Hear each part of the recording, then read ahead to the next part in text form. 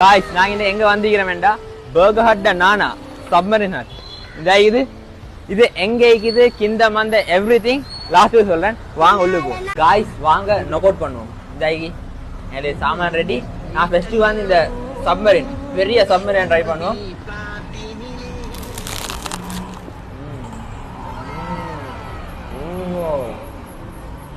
wow வேற லெவல்ல தொங்கி அஞ்சு சிக்கன் இது வந்து கிறிஸ்பி சிக்கன் गाइस எனக்கு அடுத்ததா இந்த இது வாவ் ஷவர்மா